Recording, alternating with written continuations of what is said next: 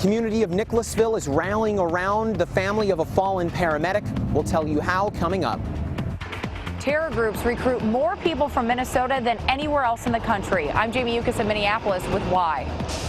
And CBS is changing their programming tonight out of respect in the wake of the deadly terrorist attacks in Paris. What shows will be delayed and why ahead. This is WKYT News at 4:30.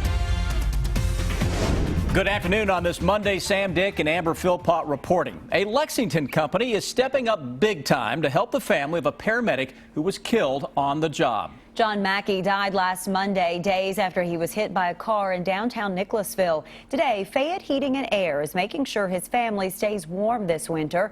WKYT's Mike Linden has more on the outpouring of support from Jessamine County. It's our top story at 4:30. It's been almost 2 weeks since the day that Jessamine County EMS worker John Mackey was hit and killed while at work. Now fast forward, and the community is rallying around the Mackey family to raise support for the ones he left behind. Several businesses around central Kentucky are stepping up to help the Mackey family. At the Raising Cane's at Keene Center in Nicholasville, 15% of all sales today will go toward the Mackey family. In the days leading up to John's death, he had been working on his home's heating unit, but never finished fixing it. That's where Fayette Heating and Air stepped in. Rather than repairing the unit, the Lexington company is replacing the entire heating system and installing a brand new one. It's several thousands of dollars to take care of what we're doing, but you know, it's not really about the money at this point. It's really about taking care of our fellow people. Coming up later this evening on WKYT, you'll hear from John's wife Janine about what she has to say about the community effort helping her family. In Jessamine County, Mike Linden, WKYT. Donations of cash or credit card can be made to the Mackey family at the Raising Cane's restaurant in Nicholasville until the 22nd. After a 2-day shutdown, the Eiffel Tower has reopened to tourists. France is hoping to bring the United States and Russia together as part of a grand coalition dedicated to defeating the ISIS, the Islamic State group. France's president outlined that goal in a speech today to a joint session of his country's parliament. He spoke after France and many allies observed a minute of silence in honor of the 129 people killed and 350 wounded in Friday's attacks in Paris. A new report by the U.S. House Homeland Security Committee says more than 250 Americans have joined or attempted to join ISIS. Lawmakers have looked at 58 cases and report 1 in 4 recruits are from Minnesota. Jamie Yukas reports on why Middle America is a target for terrorists looking for new members.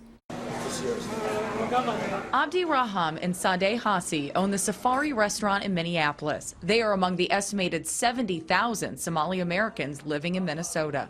Most of us just came here for, joining family members. Refugees began arriving from Somalia in the 1990s, fleeing civil war. Minnesota provided good educational and economic opportunities. But between 2006 and 2011, as the unrest continued in East Africa, more than 24 young Somalis were pulled back by the terror group Al-Shabaab to join the fighting. When you tell people you're Somali, do people assume that you have ties to terrorism? We heard the bad news that comes out, but we don't hear the good stuff. Now ISIS is recruiting. Currently, 5 Minnesota men are awaiting trial, accused of trying to join the terror group, and more than a dozen others are under investigation. Many young Somalis say they don't feel like they fit in here in Minnesota. Leaders say that type of identity crisis is often the root of radicalization. Am I Somali? Am I Muslim? Am I American? They are not mutually exclusive of the other. You could be all of these and still be great. Abdi Salam Adam is an imam who recently helped form a Somali-American task force. The group tries to find ways to keep young people from being lured to terror groups who use sophisticated recruiting videos to get their attention. This is the real Disneyland. You need to come here and join us. Business leaders are embracing the mission too.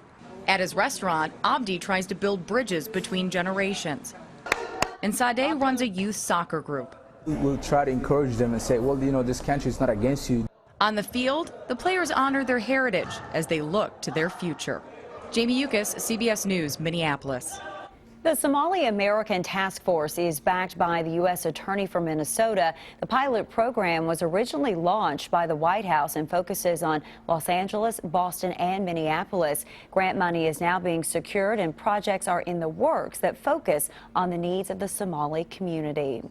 CBS is swapping out episodes of 2 primetime series tonight because of sensitivity concerns following the deadly Paris attacks. The network says it will replace an episode of the new series Supergirl that was slated to deal with a bombing. In its place will be an early Thanksgiving episode. CBS is also shelving an episode of NCIS Los Angeles about recruitment of young women by the Islamic State group. And Madonna delivering a heartfelt tribute to the victims of the Paris terrorist attacks during a weekend concert. During a show in Sweden, the pop star could not hold back her tears while telling the crowd that, quote, no one in this world could take away their freedoms. Madonna also said she thought about canceling the concert, saying it is hard to be singing and dancing while so many are suffering. But she said she decided against it because that would just mean the attackers had won. She then performed her #1 single, Like a Prayer, in memory of the 129 people who were killed on Friday night. Here in Kentucky, rain moving across the state, and a bigger storm is headed this way later this week. Yeah, and that could mean freezing temperatures for us this weekend. Let's check in now with Chief Meteorologist Chris Bailey. Yeah, busy week as expected, guys. Tipping off with at least an increase in clouds and some lighter rain showing up across parts of central Kentucky. As of now, overcast skies on top of Hamburg, out at the airport, west side of town, getting in on some light rains right now. Temperature at 55 degrees.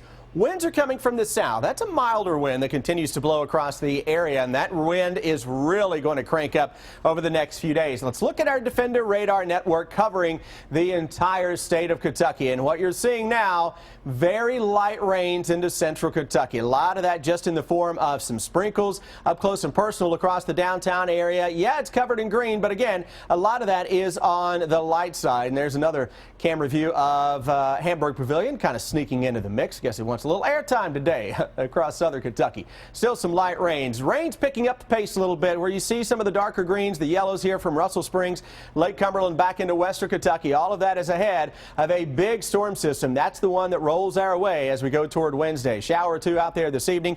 Breezy conditions with temperatures dropping into the upper 40s. We'll look ahead toward heavy rain and wind on the increase when I come back in less than 10 minutes.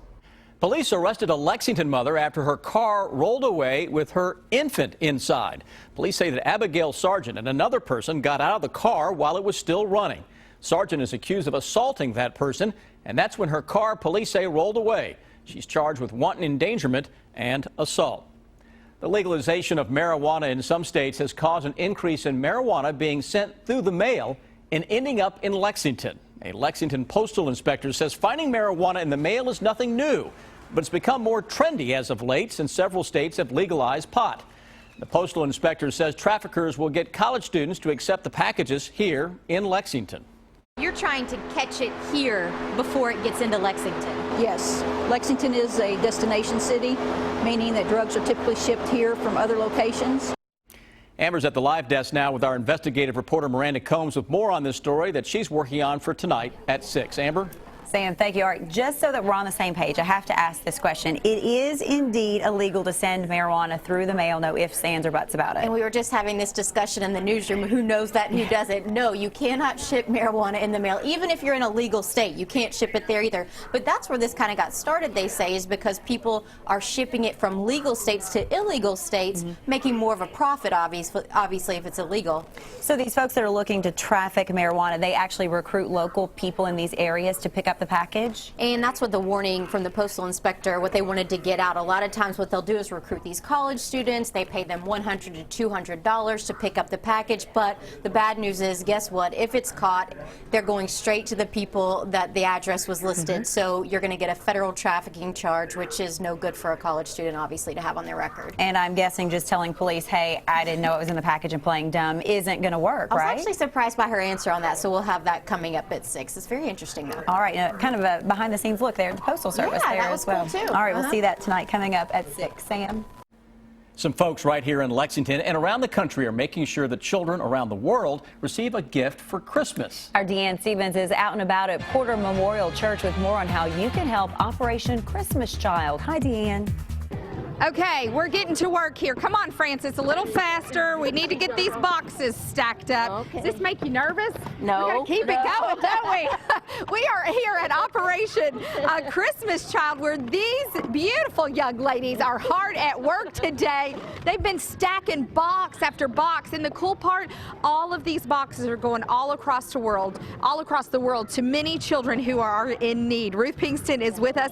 Operation Christmas Child puts a lot of smiles on kiddos' faces. It absolutely does. These are kids that have never received a gift, and we come in and present them with this, and they're just ecstatic. And I love all of these folks that are pitching in to help. I mean, they don't have time to talk. Pam's over there stacking it up, trying to get these all moved in here. You all started at 11 o'clock this morning, running until next Monday. Yes, ma'am. Through Monday the 23rd, and we would love, anybody to go out, fill a box, fill many boxes, and bring them in. Yeah, how does it work? Because you said different organizations, Boy Scouts, Girl Scouts, everybody's kind of participating, so it's not too late to help out, right? Absolutely not. All you have to do is grab a box and fill it. Bring it into it. What exactly would you like in those boxes? School items, paper, pens, hygiene items, soap, washcloth, well, hard candy, and of course a toy, and the stuffed animal is always a favorite gift. What is the age group we're working with here? Well, we do boys boxes, we do girls boxes, we do the age range of 2 to 4.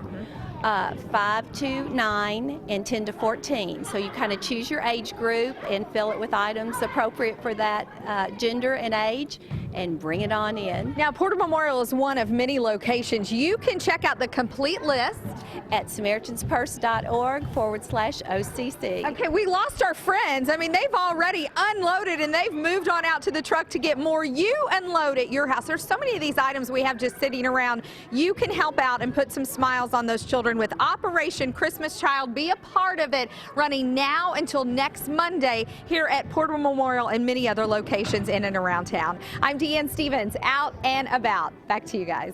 And thank you. It's so easy just to put that in a little shoebox. It's so simple to do. It means a lot to the kids. That it does. Charlie Sheen says he is ready to make a revealing personal announcement. The actor will appear on NBC's Today Show. The network confirms Sheen's appearance, but does not hint at what his personal announcement will be. Now, a source with People magazine says that Sheen will reveal he is HIV positive. Sheen is well known in Hollywood, not only for his acting roles, but notorious rants and proclamations. The 50-year-old was fired in 2011 from a starring role on the sitcom 2.5 Men. And that came after a public meltdown and lashing out at the show's creators. Sheen has had multiple marriages, 2 stints in drug rehab, and often said he was winning.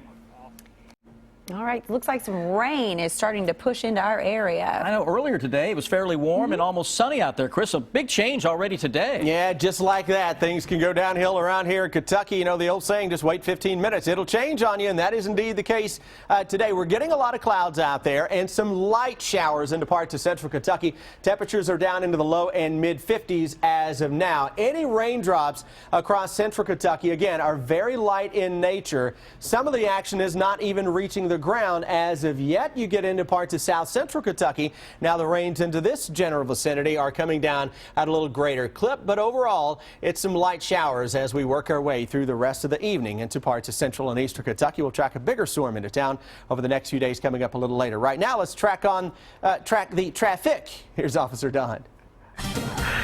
Hey, Chris, got a couple of collisions to tell you about as we get an overall look at Lexington rush hour traffic and traffic flow. There's a crash at Manowar and Maple Leaf that police are still clearing that's causing some issues there on the inner and outer loops of Manowar approaching the Hamburg area. Not a good place for a collision this time of day. And over to Leestown and Opportunity Way with one lane blocked on Leestown Road just before Opportunity. There's room to get past it, but it is causing a slight issue there on Leestown Road. Drive times this afternoon should be okay. If you're headed to Winchester, plan to head to Richmond. Also, traffic's moving great across the Clays Ferry Bridge, and then on into Scott County, too, on 75 northbound with no trouble. Now back to you in the studio. A battle of the bots, a really big vending machine, and zebras on the run. It's the video that will have you talking. Take a look at this. They've been made popular in movies, television, and video games, but giant fighting robots still have not left the realm of science fiction. That will soon change. Megabots Incorporated, an Oakland, California-based startup, has built a 15-foot mechanical gladiator called the Mark II and challenged a Japanese firm in an international battle for robot supremacy. A Tokyo-based company that made a 13-foot fighting machine accepted the challenge, setting the stage for the first giant robot battle of its kind. We're absolutely confident that Team USA can beat Japan. We've assembled the best of the best in this country. We're not going to let our country down. Athleticism augmented by no-holds-barred engineering with half-inch thick plate steel and giant hydraulic motors and tank treads and rocket launchers. I mean, how can you go wrong with that? I think it's going to be a smash hit.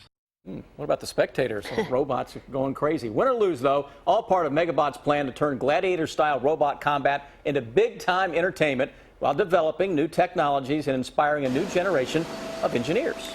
All right, you're going to need a lot of quarters for this vending machine. Carvana has opened a 5-story vending machine filled with used cars in Nashville. Well, in theory, of course. We're not talking Hot Wheels. It is the real deal minus the in-your-face car salesman. You pick a car online first, then you go to the dealership. You get a special large coin to put in the machine, and it pushes out your car. You can either test drive it or buy it right there on the spots. All right. And police in Philadelphia say 2 zebras are back in custody after escaping from a circus and running amok through the streets of the city. The animals somehow took off from the Unisol Circus outside the Mann Center for the Performing Arts in West Philadelphia yesterday. Now, witnesses took to social media to post pictures and video of the zebras running through the streets before police confirmed their capture or recapture about an hour later. Yeah, it's hard not to spot those running past you, right? Very easy to spot. Much more to come now on WKYT at 5.